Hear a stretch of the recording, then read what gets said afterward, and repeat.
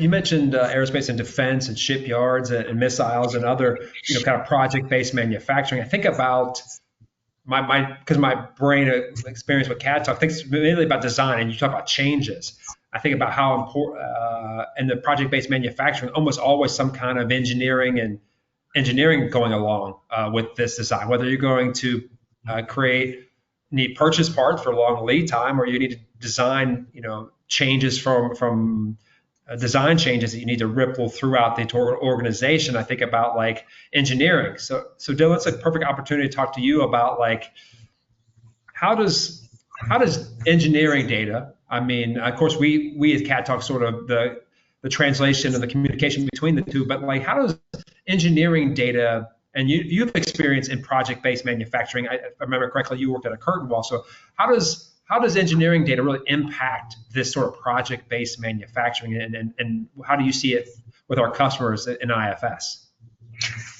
Yeah, so, as you mentioned, my previous experience before coming here was as a manufacturing engineer for a unitized curtain wall company. And so very familiar with the construction industry and subcontractors and all of that. But, as those changes get pushed from the project owner down to us as a subcontractor, having to go back to engineering and be sure that those changes get incorporated in the design for us to then push that updated information back into the ERP to be sure that our production orders are correct on the shop floor, the correct purchase requisitions are being made, and all of that.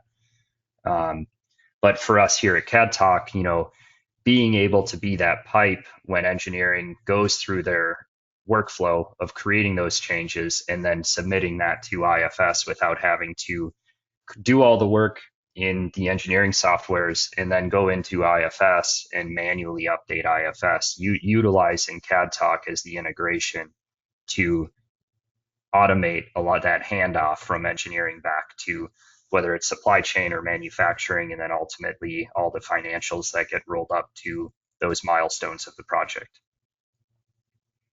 So Jamil, you talk about visualizing all of that, kind of all those project-based in IFS. So when you see data coming in, how often do changes happen in manufacturing or project-based manufacturing? Are changes like are they common or are they not common? What does that look like? How important is that data governance?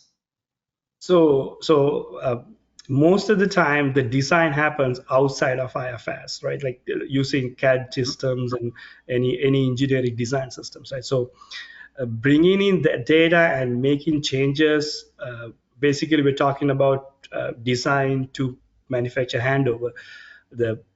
If it's a new product or a new design, the changes are very common, right? Even a 1 millimeter change could have a significant impact down the line, right? So those changes are very common, and ability to track the changes and ability to see the impact of those changes, I think that's one of the critical parts of the project success.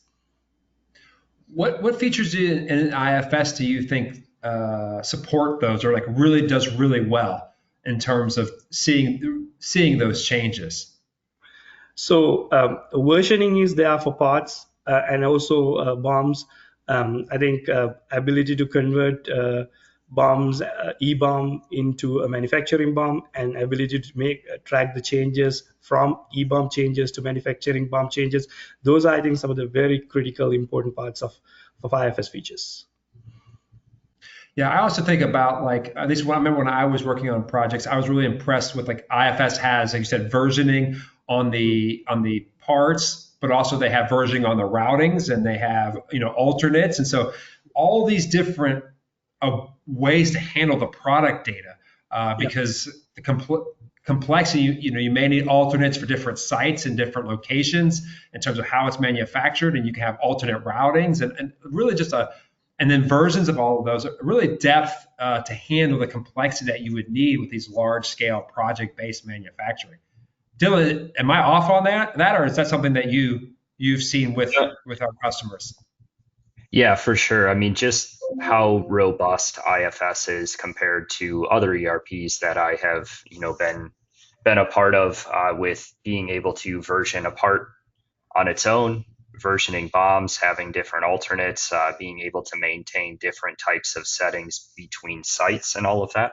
Just how robust and powerful IFS is compared to many other ERPs that I have experience with. It's pretty neat to see, and just the capabilities that you have.